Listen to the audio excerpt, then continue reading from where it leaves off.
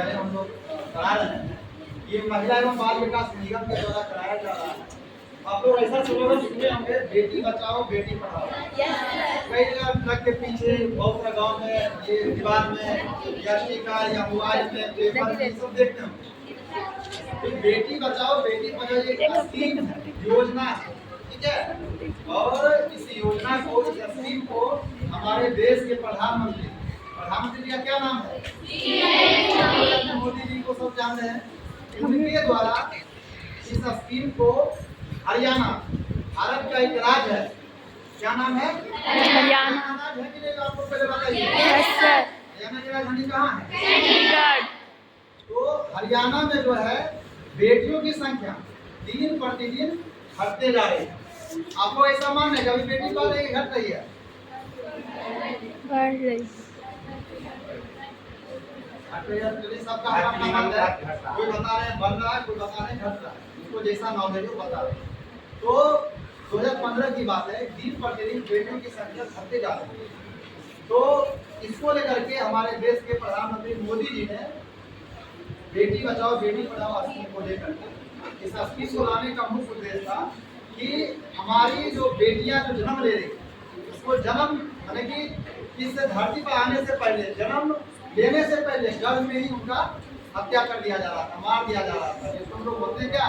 भ्रूण हत्या, ठीक है। भ्रूण हत्या ना हो, भ्रूण हत्या पे अंकुश लगे। और बेटी का क्या महत्व है, बेटी क्या नहीं कर सकती है? बेटी सब कुछ कर सकती है। इसके बारे में जा के स्कूल में या समाज में जाकर के इसके बारे में जागरूकता फैलाना, जो रूढ़िवादी जो सोच है कि नहीं बेटी ये काम नहीं कर सकती है, उस भ्रांति को तोड़ना और उसके बारे में जाके बताना। जब लोग जानेंगे तो मानेंगे, जानेंगे तब न मानेंगे। कोई अधिकार है, कोई कानून है, तो उसके बारे में आपको जानकारी नहीं है। जब जानकारी नहीं है तो आपको आप क्या कर भी सकते हैं। जैसे बाल विवाह, आप लोग समझते हैं बाल विवाह किसको माना जाएगा? बाल विवाह बच्चा किसको माना जाता है? हमारा भारत का संविधान है, बाल विवाह निषेध अधिनियम में ये लिखा हुआ है यदि कोई लड़की है तो शादी करने का उसका न्यूनतम एज कितना होना चाहिए? 18 साल। और यदि कोई लड़का है तो उसका कितना होना चाहिए? 20 साल। आप तो बहुत जागरूक हैं, जान रहे हैं। तो लड़का और लड़की का जो एज निर्धारित है, उस एज निर्धारित जो एज है उसमें दोनों पेयर में, दोनों जोड़ा में, लड़का लड़की में यदि उस एज से पहले कोई भी शादी करता है तो उस शादी को अवैध माना जाता है, गैर कानूनी रूप से उसको अपराध माना जाता है। आप लोगों को पता है क्या? Yes sir. नहीं पता होगा? पता है। पता है? पता है। क्या उसमें सजा का प्रावधान है? यदि किसी समाज में बाल विवाह होता है, किसी लड़की का एज आपको बताइएगा, कोई लड़की है उसका एज 19 साल और लड़का का एज 20 साल है, दोनों को शादी होता है, क्या वो शादी वैध माना जाएगा या नहीं? नहीं। वैध होगा? कैसे वैध होगा? लड़की का एज तो ठीक है, 28 साल पार कर गया, लड़का का एज कहाँ 21 साल, अवैध हो गया ना। कहने का दोनों का पूरा होना चाहिए। लड़का है तो 21 प्लस होना चाहिए, 21 होना चाहिए, और लड़की है तो 18 होना चाहिए। अभी आपके चामन में ही सिंचक गांव है, आपको जानते हैं सिंचक? किसी को पता है सिंचक कहाँ है?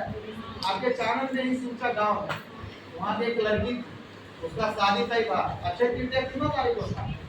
30 तारीख को अक्षय तृतीया था, ठीक है। और हम लोग को उससे एक सप्ताह पहले पता चलता है। लड़की खुद कॉल करती है, हमारी मैडम को कॉल की, हमारी डीपीओ मैडम, हमारे वरीय पदाधिकारी मैडम, तो मैम मेरा शादी होने वाला है, डेट बता दी, मैम हमको प्लीज बता दीजिए, हम पढ़ना चाहते हैं। तो जैसे मैम को कॉल आया, मैम उसका नंबर हमको दिए, आपसे संपर्क कीजिए। उनसे संपर्क किए तो लड़की बात में थोड़ी डरी हुई थी और उसका दोनों का ये पता कि मेरा शादी भी रुक जाए और समाज में कुछ गलत संदेश भी ना नहीं। जैसे होता है फला का शादी टूट गया, बहुत प्रकार के गलत धर्म लोग निकालने लगता है समाज में। तो उसका ये कहना था कि सर आप लोग इस प्रकार से कीजिए कि मेरा शादी भी रुक जाए और कोई समाज में लोग हमको गलत भी ना भाई ऐसा है। तो प्रशासन तो घर पे जाएगा ही, प्रशासन जाएगा समझाएगा तो अगल तो कुछ ना कुछ जान ही जाएंगे। फिर हम लोग प्रयास करते हैं। हमने प्रशासन को कॉल किया, प्रशासन वहाँ पे गए, उनको जाके समझाया। 27 तारीख फिर 28 तारीख को हम लोग गए तो लड़के अपना ननिहाल आ गए, मलिया पंचायत में, उनको गाँव का अपना नहीं था। मेहमान आ गए, उसके घर पे गए, उनके पिताजी से मिले, उनको लगा भाई लोग कौन आ गए, डरे हुए थे, तो मुझे डरने की जरूरत नहीं है, तो जिला प्रशासन की ओर से आए हैं, ऐसा पता चला कि अभी हमने हमारे पास होने वाला है 30 तारीख, तो नहीं सर ऐसा कुछ नहीं है। तो काफ़ी हम लोग जब बातचीत किए तो अंत में वो एक्सेप्ट किए कि सर था, लेकिन हम लोग उसको कैंसिल कर दिए, अब कहीं शादी का नहीं हो। तो उन्होंने लड़की को बुलाइए, लड़की को बुलाया गया, मैंने यहाँ से बैठने की गई, लड़के से कुछ पूछताछ की है, एक्सेप्ट की कि सब शादी सही था, लेकिन शादी रुक गया। और लड़की बैठी में फर्स्ट डिवीजन आई भी की और उसको 10,000 रुपया मिला भी था। लड़की से तो पोषण किए और लड़की फर्स्ट ईयर इंटर की फर्स्ट में पास भी रही थी। तो इतना जब उसका सब हम सुने तो ये लगा कि लड़की जो है ना, लड़की पढ़ना चाह रही, लेकिन वो लड़की के जो माता पिता थे उसको शादी करवाना चाहते। क्यों करवाना चाहते? अब आप लोग बताइए क्यों शादी करवाना चाहते? क्या इतना जल्दीबाजी क्या?